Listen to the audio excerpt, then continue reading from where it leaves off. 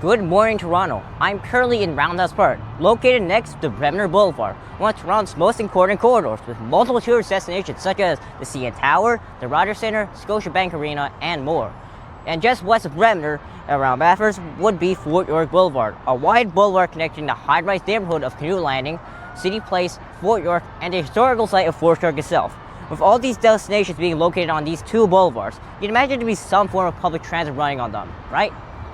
No. Despite being one of the most densest, tourist-heavy areas in Toronto, Bremner Boulevard and Fort York Boulevard have no dedicated public transit route. No streetcar, no bus, not even an event shuttle during events. Just cars, delivery trucks, and the occasional tourists trying to fill themselves during a Jays game. But we have tried putting transit on this corridor before, and what was going to become the Bremner Streetcar.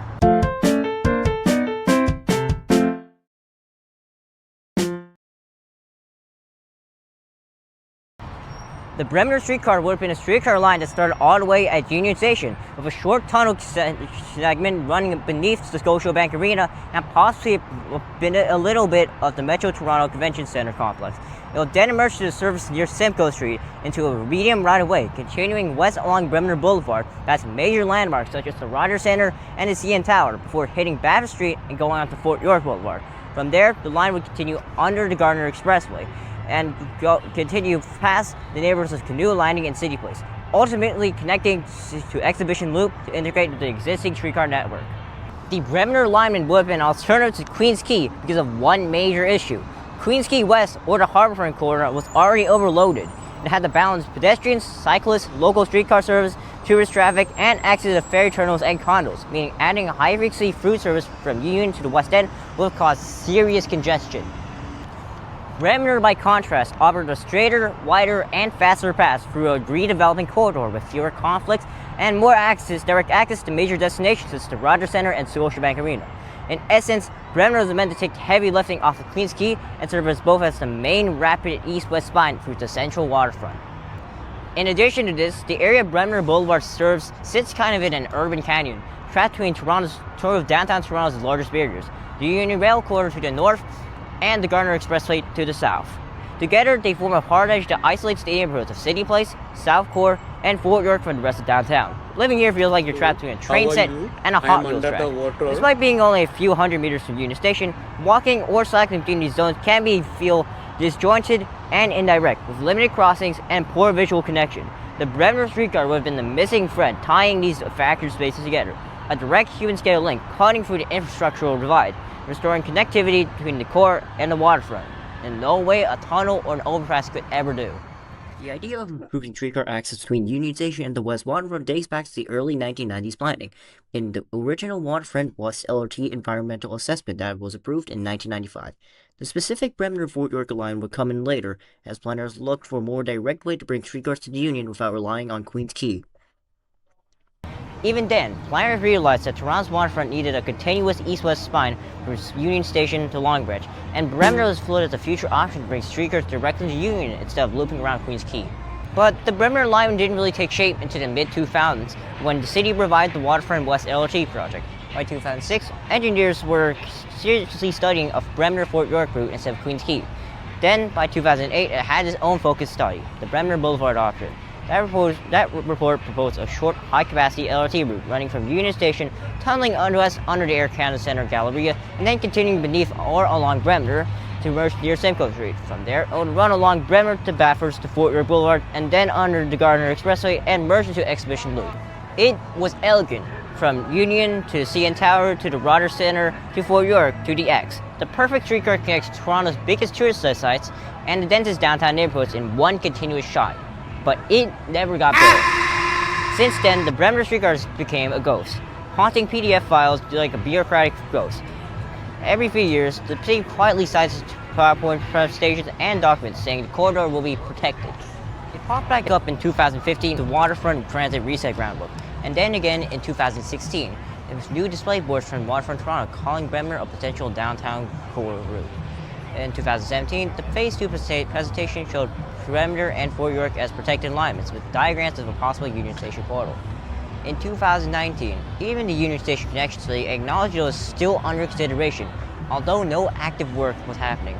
be fair, this same study also considered replacing the Union Queens Quay Streetcar Tunnel with an Airport People Boulevard. Maybe not the best ideas here.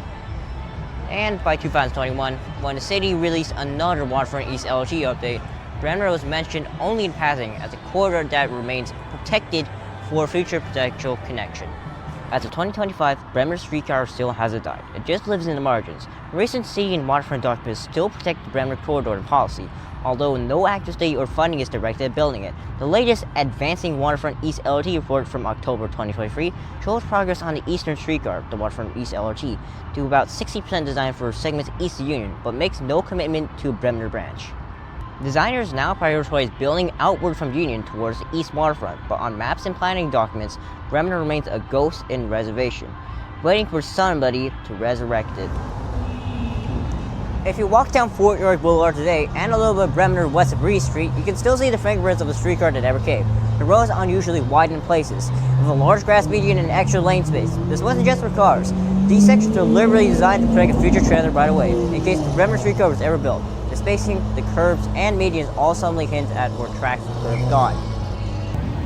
While the idea for a Bremner streetcar looks great on paper, actually building a streetcar along Bremner and Fort York comes with some serious challenges, both above ground and below ground.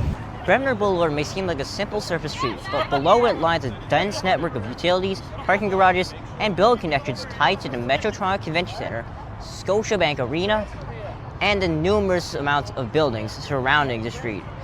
Introducing new streetcar infrastructure here will not only just mean laying tracks, it will mean navigating around deep foundations, utility corridors, and structure supports that are never meant or designed for rail. Any attempt to add a portal or a tunnel section near Simcoe Street would likely trigger extensive excavation and costly redesigns of undergrounding facilities.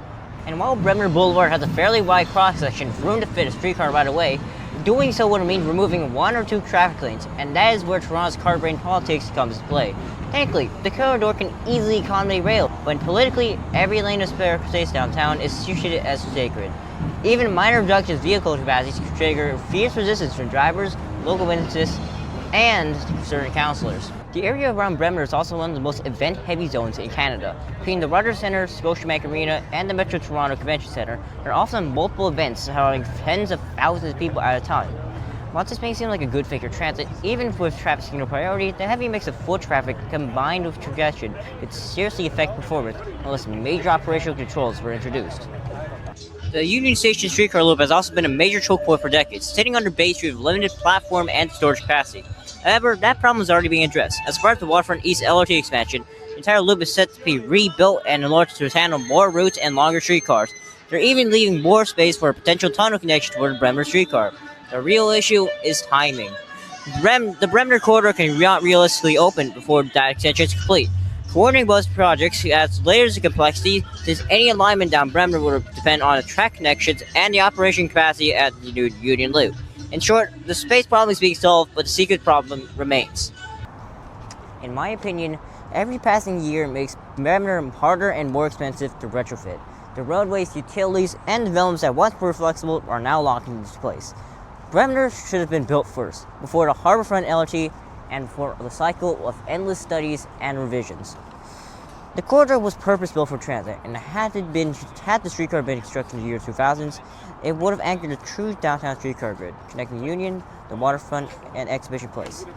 If the streetcar were built today, it should not stop at Exhibition like it was planned before. The line should instead continue south on Lakeshore Boulevard to Ontario Place, just like the proposal Metro 6 has made. Getting to the place is already a pain in the ass, and if the government-funded spot they're building there, a streetcar to the place wouldn't hurt. The lesson here is simple. Toronto can't keep treating future transit corridor as a permanent status. Protection without progress is just paralysis. While other cities protect and then build, Toronto protects, then waits, then restudies. Bremner has the width, demand, and the strategic value, but what it lacks is urgency. The next steps are clear. Complete the Union Station loop expansion, finalize the Waterfront East LRT, and when all the machinery is already in place, fold the Bremner streetcar back into the plan. The environmental assessment may be outdated, but the logic behind it is not. The city should update the study, reprice the options, and start its active design work before the corridor becomes permanently compromised by private development. Because in the end, Bremner sits there wide and waiting. It was designed for transit. You can see it in the road width, the medians, and the geometry. All it needs is a political will to stop protecting on paper and start building it in reality. Thank you for watching. another question you might be asking. Hey, isn't the 191 bus route that's meant to open for Line 5 Ellington? Yes, but for some reason TTC decided, hey, how about we do those bus routes right now? So right now, instead of the bus terminating at Don Valley as it was meant to be, it's just going to be looping around Gervais Drive, Winford, Eglinton, and Don Mills just to go all the way back up here.